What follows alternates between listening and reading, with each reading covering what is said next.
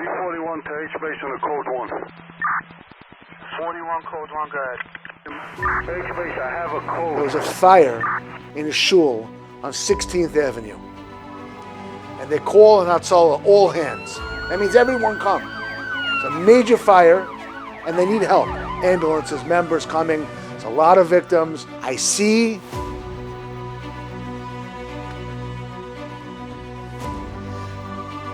Yanky Meyer coming out of the Beis Medrash, holding 2 Sifrei Torah, with his face black and his beard burnt, singed. And if you think the fire department and the police department wanted him to go, or allowed him to go into the shul, you got another thing coming. The man literally ran into a fiery building. And Yanky Meyer, the hero of Klal Yisrael, hero of Yisrael L'Amanos, is the hero of Sifrei Torah. That was when my whole perspective on what an askin is supposed to do. There was a time when families facing tragedy had nowhere to turn. No roadmap, no organization, no one to call. One name kept coming up. He was a person that couldn't stop. 24/7, maybe 48/7. I just don't know how he did it. Not because he sought recognition, not because he held a position, but because whenever people ran out of options, he never did. He didn't know how to do chesed on a small scale. You're almost relieved when he showed up. He would say 2 or 3 words and everything was all right. Yanky Meyer was an unstoppable train. So that was Yanky. The man the world came to know didn't appear overnight. Like every remarkable life, his journey began long before anyone knew his name. And that's where our story begins. He came from a family that was knee-deep in chesed. His grandmother was born in Frankfurt, Germany, and she was involved in the Chevra Kadisha in Germany. And when she came over to America, she started the Chevra Kadisha in Borough Park. He had the roots were planted in him from his family, and he just picked up one and continued with it. Yanky started as a Hatzolah member in Borough Park, very young actually, and one thing led to another. But he was a member of Chevra Kadisha, and he did Taharis with them. He was very active in Tomchei Shabbos. He actually took me along sometimes when his usual Thursday night partner wasn't able to make it. He was doing this, I'd say he was born with, put a cherry on his crib. Yanky was running around Borough Park, answering every call that he could get his hands onto, and at that time, there was really, Hatzolah wasn't such a big organization, and for sure there weren't a lot of Bachrim involved in it, but he somehow managed to wiggle his way into it. He was out there on the street all the time. I go back with Yanky to the beginnings, to the 1980s, when Yanky drove a Crown Vic with the jaws of life in his trunk. ESU and the police department were not coming fast enough, and the fire department were not coming fast enough to motor vehicle accidents where people were dying inside of cars because you needed certain tools that only the specialized units had. So what does this, I want to say it the way I want to say it, what does this crazy person do? He goes out and he learns how to use a hearse tool. The police started coming faster, and the fire department started coming faster because they knew if they didn't get there fast enough, Jack Meyer is going to be the one breaking open the doors, and they couldn't have that. He had no selfish bone in his body. Never looking for a thank you. He never pushed his name out front. The organization, yes, the workers, but Jack was never about the accolades or a pat on the back. He was just there to get the job done, and then he was out of there. He never needed to walk into a chasna and the crowd splits like the Red Sea because he walked in. On the contrary, he would kind of slink in through the side and find a mechitna, say mazel tov, and walk back out, and nobody even realized he was there. It didn't take long for people to notice. Yanky wasn't just someone who did chesed. He saw needs others overlooked, took on challenges others avoided, and never waited for someone else to act. What Klal Yisrael does is so far beyond what any other society in the world does that it's unbelievable, and it's really, really amazing. But there are few people, and Yanky was one of them, that don't just do chesed, they invent chesed. His nature was askanis. That was his blood. He had this constant drive, and till it led into something where he felt there was a void. He filled that void. He was a person that was not addicted to doing chesed. He was the ish ha-chesed. Whatever chesed he did it, he took it to the most extreme that you could take it, and it didn't make a difference if you were his neighbor, his friend, or his relative. For him, there was no such thing as saying, no, I can't do it. He tried till the last drop. Yanky ran for the most catastrophic situation, like 9/11, he ran right into the fire, or to when somebody was stuck in jail on an Erev Shabbos because driving with a suspended license and he had to be home for Shabbos. Who do you call? You call Yanky Meyer. Beshefer gave him extra koiches, because b'derech hateva it would be nearly impossible for one person to do so much. The common denominator between every great askin that Klal Yisrael ever had or will ever have is that no is not an option. No is not an answer. No is a way to get to a yes. Yanky Meyer was the king of getting a yes. That basically sums it up, what he was all about. The more people he helped, the more he realized that helping after the fact wasn't enough. There had to be another response, one that could unite an entire community before tragedy struck. So, during Aseret Yemei Tshuva, he brought Klal Yisrael together in Tefillah. Young Tefillah in Aseret Yemei Tshuva for refuahs and yeshuas for Klal Yisrael's children, Kinderlach. Buses and kids and bachrim and kids and more kids and more kids. You know who else he got? Literally every Rav, Rebbe, Gadol he could get his hands on to come and participate. Not shaykh. You felt the Eibishter in the room. You mamish felt the Shechina in the room. As Yanky's circle continued to grow, so did the number of lives he touched. Along the way, he formed relationships that would become deeply important to him and would help shape the chapters still to come. One of those relationships began on the side of the road. I used to help out Chevra Kadisha of Borough Park, and I was on my way to the hospital one night in the rain. And on my way to the hospital, I hit somebody crossing the street. Hatzolah came, Yanky was the first responder to the call. For 2-3 weeks after that, every day, Yanky would call me to see how I'm doing. I didn't know Yanky before at all. Who would have thought of something like that? You know, the joke is always that Yanky and I met by accident. Age-based to all members with an urgent announcement. Please use extra caution. Then, do not go 9/11 next happened. to the World Trade Center. Stay as far as you can. What was already inside him now had nowhere to hide. When plane 1 hit, I saw the aftermath because my warehouse was in Brooklyn, right opposite of the Twin Towers. All members who is possible to go away from the scene. The second building is about to go down. Plane 2 hit. When plane 2 started coming down, he was walking out of a garage. A hand came and schlepped him in. Tell my wife at least I said Shema, okay?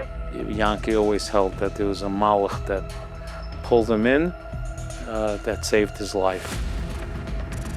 What Yanky did for people down there, Yid, not Yid, for anyone, was unbelievable.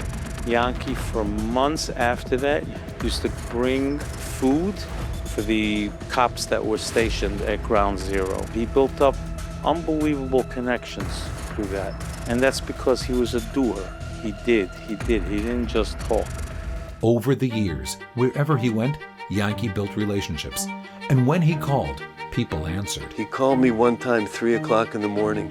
There was some young people that just lost in one moment their father and mother. He called me once. He needs to raise $180,000 for a couple of hours. Meyer, load up your trucks and get over here with supplies. So let me know when you're ready. I'm going to send you a police escort. Motzi and Kippa, I get a call from him, Yitzchak, go pack up danishes and orange juice.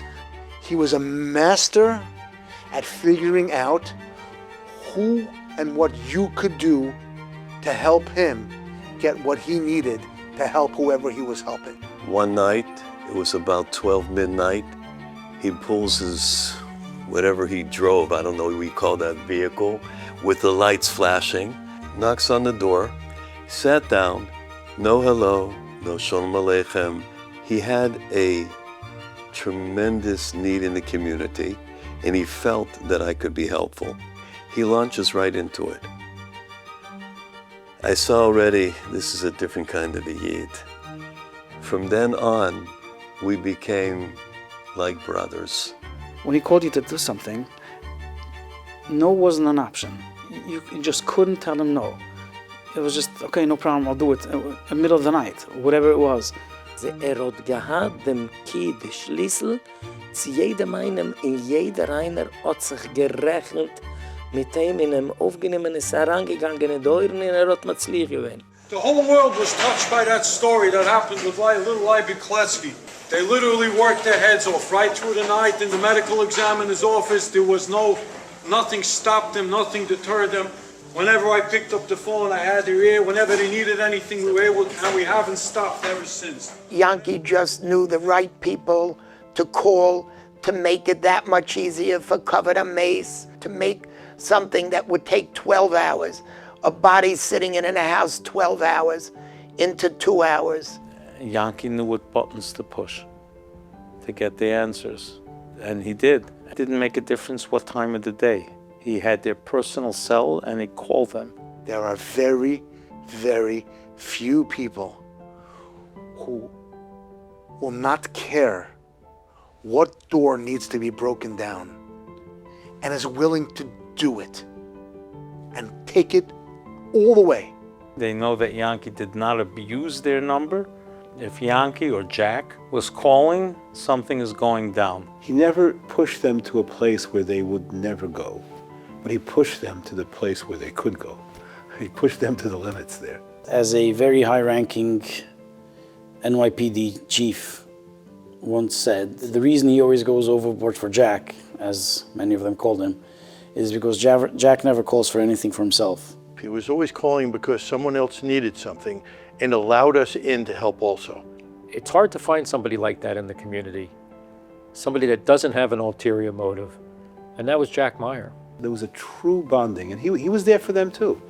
He never forgot their needs. I felt like Jack was one of my best friends. Everywhere we went, it didn't matter if it was the FBI, whatever the gathering was, NYPD, they were also his best friends. If you met Jack, you were like one of his best friends. Medical examiners, police officers, judges, big, small, and everyone in the middle. You knew that Yanky Meyer was going to be there for you. As more people turned to Yanky, he never mistook action for independence. He sought guidance. For Yanky, clarity came from Das Torah. Chotschig hat gekannt a Sach, und hat gekannt oft in a Sach, und hat gehad, hat keinem nicht getan, auf sein eigener Advice und kann das Torah. Ich rier mich nicht da weg. Fahr ich frag, a das Teure, sie du sie richtig, sie du sie nicht richtig, chotschig ich seh nicht what's wrong mit that, aber ich weiß nicht. Ich habe bekommen dem okay, aber darf das stehen, ehrlich geint ihn, also ich wein bei jeder Sache. So in one hand, he was an undisciplined person, running to do good, running to do chesed, any time, day or night. But on the other hand, he was absolutely a soldier of Das Torah. Many times we discussed matters together. He listened. Not that I knew better than him, but he listened to what other people had to say. He may have disagreed. He could try to convince the Das Torah a little bit differently. That's fine, nothing wrong with that. But he was able to listen. As Yanky's chesed work continued to grow, there simply weren't enough hours in the day for the community, his business, and his family. Something had to give.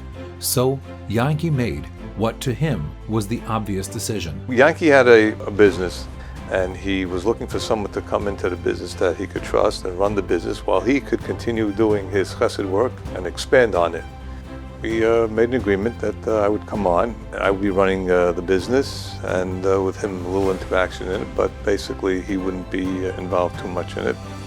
And the rest is history.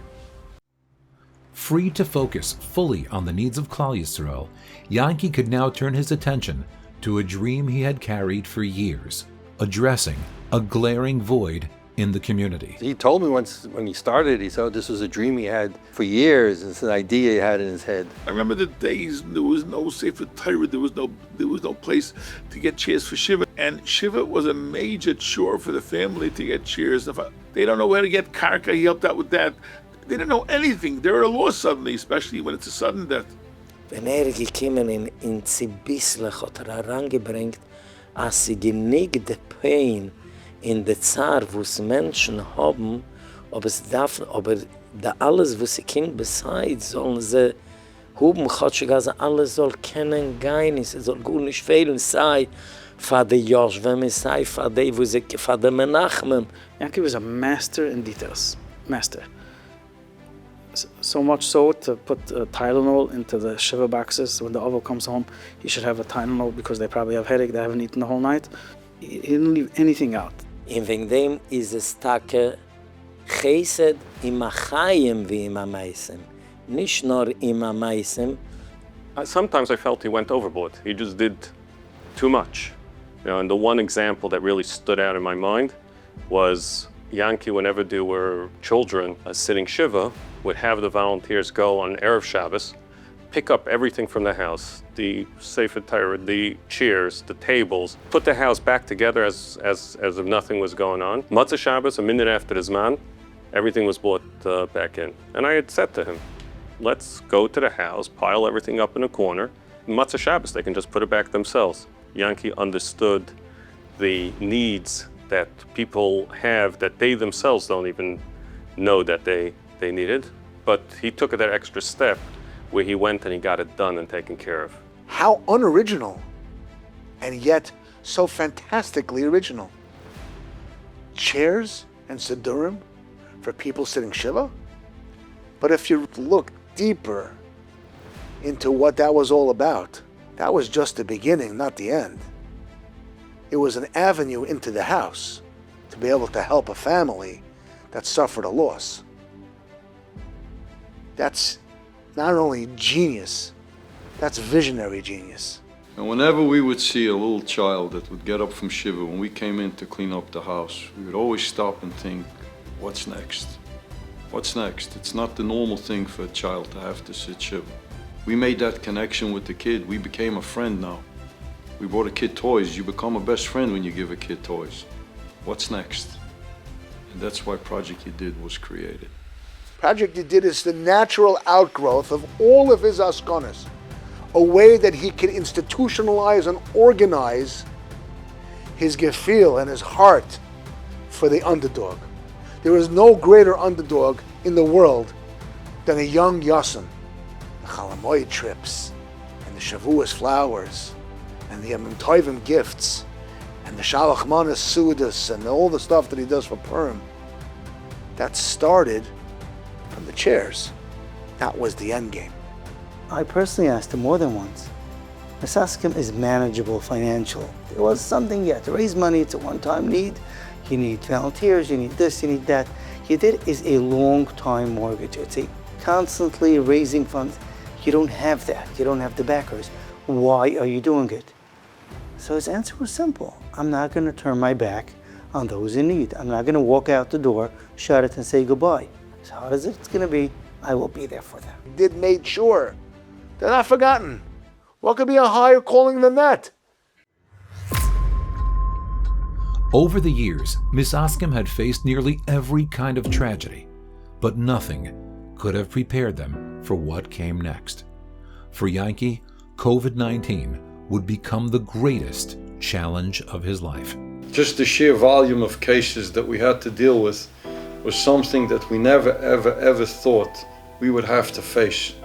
There was no stopping, there was no sleeping. Round the clock, trying to help yet another family, one family on top of the other family. The amount of people that were dying was something that nobody ever thought we would have to face. Every one of them had its unique problem. Trying to catch a flight to Eretz Yisrael with the COVID problem, they didn't want to take the Aroinas, trying to help get them onto a private plane, trying to get death certificates signed. Could I make the Levaya? Can't I make the Levaya? The Beis HaChaim's open, the Beis HaChaim's closed, they don't let us in, they do let us in. What's about the family members that can't say goodbye? The problems were just astronomical problems that we faced literally around the clock. While working tirelessly to confront the devastation, he fought to keep the yeshivas open and functioning, to ensure that Torah learning could continue, and that shuls and weddings could remain a part of communal life responsibly. Man tate sich reine de Vruche mit einer Sache gesucht. Die kannst nicht nehmen die Jewish Community in es zusammenstellen mit der goyische Community. Sie hat different Sach, sei darf nur Talmud Teures, sei darf nur Chasanes, sei darf nur Butte Medrusham, sie nicht du azame Sach. On his matzeva, on his tombstone, they didn't write much about Hatzolah, Misaskim. It's mentioned, but the main point over there that's mentioned is that during COVID, he was the one that arranged with the government agencies, the yeshivas, the schools could stay afloat and could continue. Gehad des Schia, as wie viel Hevel של Tinoike של Beiserabam damals, wo es ist umgegangen weiter, wo es nur a Dank Yanky Meyer. Looking back, one question keeps coming up. What was it that drove him? How did one person manage to do so much? I actually believe he felt Klal Yisrael's pain. Somebody in the other part of the world was hurting. It was personal to him. It wasn't just, okay, no, it was his. His willpower. He didn't want to stop. Yanky, sit down for a minute. Sitting down for a minute meant, I'm going to create something else in that minute. He'll go over to the precinct, help somebody who's arrested, bring him food, make sure he has a lawyer. Anything and everything is because he had Mesiras Nefesh. That's the only answer. He came to Ami, to Klal Yisrael, he had the Mesiras Nefesh. Bei ihm ist gewesen eine Sache, was ich auch noch nicht gesagt habe. Es ist gekommen, anywhere, von dem größten Tzadik in Guen Ador, in Rosh Hashiva, ist dem puschetsten Jid, wenn hat ihm gesagt, hat gehalten ihn mitten essen. Hat gehalten, hat noch nicht geschlafen. Hat gehalten mitten Business. Alles ist gestorben. Ich darf jetzt helfen, dem Jid. Und wegen dem hat gar keine Sluche. Behind everything Yanky accomplished stood a wife and family whose support made it possible. His work may have carried his name, but it was never his alone. We founded Misaskim, busy Hatzolah, busy with this. To us, he was Yanky. He was there for his kids. He used to go Shabbos sometimes, I'd pop in, and he was always busy with his parsha sheets. We have to keep in mind his Eishes Chaya. She was his backbone. His family helped him out and saw the real Yanky, what he's all about. His Mesiras Nefesh for everything. For years, Yanky moved at a pace few could understand. Eventually, that pace began to catch up with him.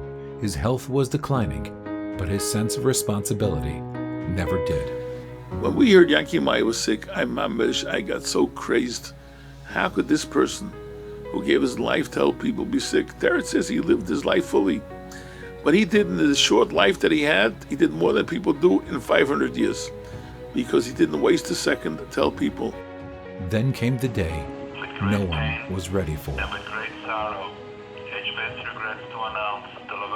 Yanky Meyer was Nifter. Dedicated member of Chevra Hatzolah, a world-known askanim for many years for Klal Yisrael, and founder of the Misaskim organization, Yanky Meyer Uluf Hashulam B41. Shall I tell you that on the day that he left this world, my best friend left. Klal Yisrael's best friend left. That was, in my lifetime, I think one of the greatest losses that we all experience, and me personally. And I saw myself at his funeral, members of the New York City Police Department cry. I saw it myself. This guy was so busy taking care of other people. I'm going to get a little emotional here. He was so busy taking care of other people, he didn't take care of his own health. And it kind of makes me angry. The guy really, he went all out for people, and he forgot about himself. There's just no way to quantify this man. It was almost like we had a special being given to us for a short period of time, and we probably didn't appreciate him at the time. It's Uncle Jack, it's Jack. Man sucht jeden Tag beim Davenen, Joitzer Oir, I Voirei Choshech. Favus Joitzer Oir, I Voirei Choshech. Joitzer Oir. Me sei dem Oir, derech dem, wo sie I Voirei Choshech. Mod gat Yankim, jeder einer hat gewisst. Rebbes, Rabbanim, Rosh Yeshivas, du in Eretz Yisrael, Yanky. Aber mit dem hat man nicht gewiss. Wenn sie kommt, haben wir nicht. Und man hat es nicht. Yanky ist weg. Jetzt kann man sagen, ist sie geworden, ich wollte euch. Wie mehr a Tag mehr, wie ist Yanky? Yanky is missing. To me, if I hear the name Yanky Meyer, the first thing that comes to mind is still getting over the fact that he's not here. In my office, I have a picture. And when you move around my office, the eyes on that picture follow you. You could stand close to it, you could stand off to the side, you could be in the next room looking in, and he's looking at you, he's looking back. I do look at Jack and talk to him. He hasn't answered me yet, but I'm hoping he'll get around to it. And that was Jack, and I cherish that picture. How many times have I hearing something happened and the first thing is to call, in my mind, to call Yanky? Constantly. We had a case that a young person was in a terrible car accident. That's just what came to mind. Wow, how I needed Yanky to hold my hand in this. If Yanky was there, I got it with his voice. I got it. Where's Yanky? Where's Yanky?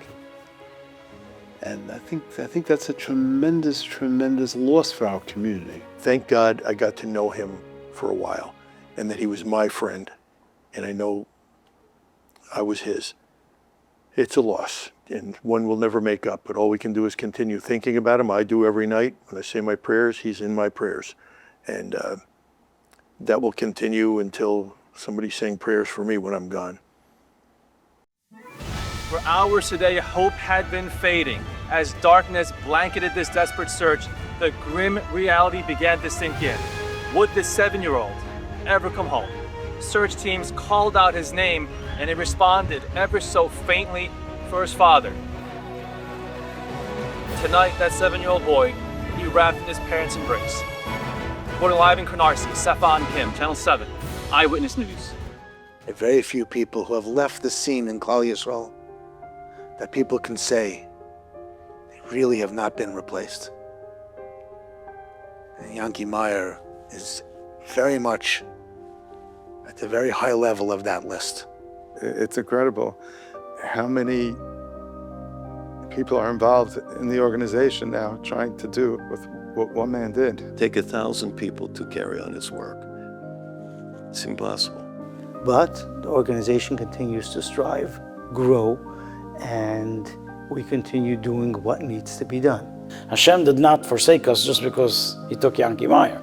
Hashem will, make sure things fall into place and things will happen. Is it easy? No. It's a challenge day by day. But we keep on reminding ourselves, he also had challenges. He didn't go into this because it's going to be an easy job to get done, and that's what he went into it for. No, he had his challenges. He pushed himself. He got over it. So will we. He was a beacon of light. And whatever he put down as the stepping stones for the organization, That is what we continue doing, and that's continuing to shine on. Baruch Hashem, we continue his name proudly. And we have to just continue the success that we have and keeping the legacy going. And that's what we all mention. Our responsibility is to constantly think, how can we accomplish more with saying less?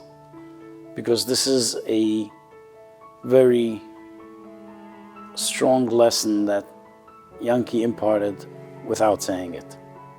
Yanky truly is going to be missed, forever. But the way to, to recover that is to go on his ways, to care for people in every aspect, to follow the footsteps of the Ish chesed.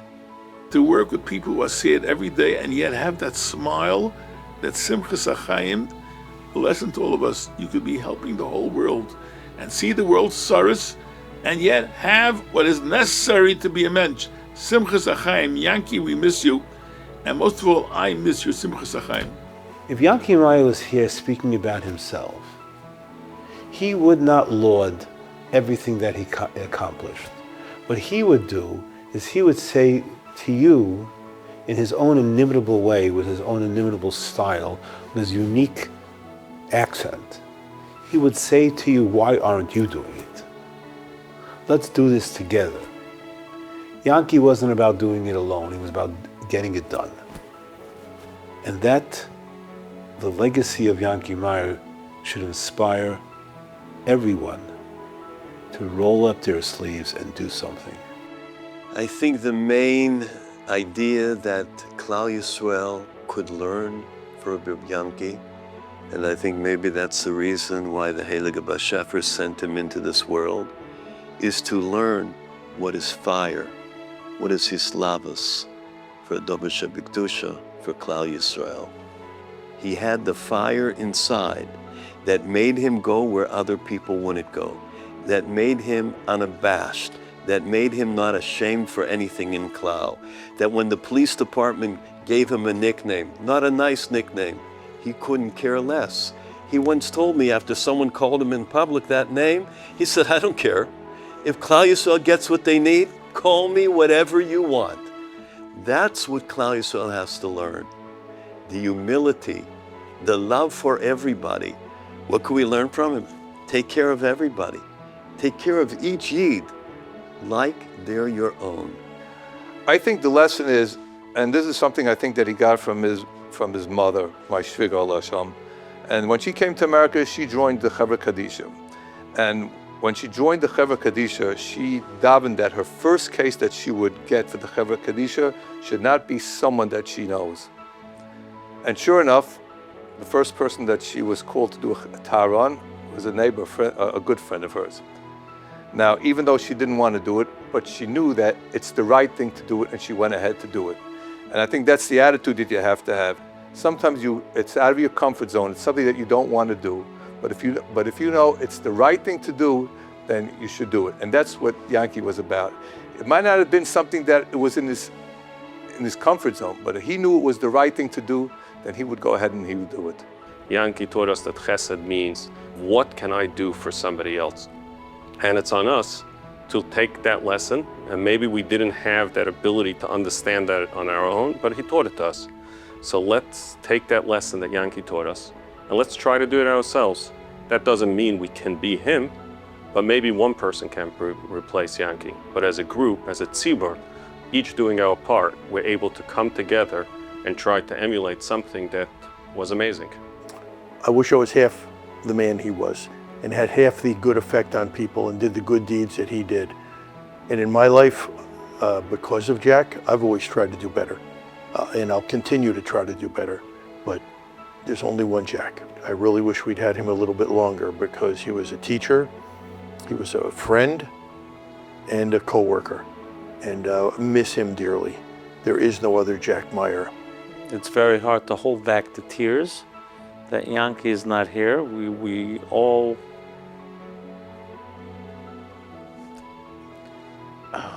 miss him dearly.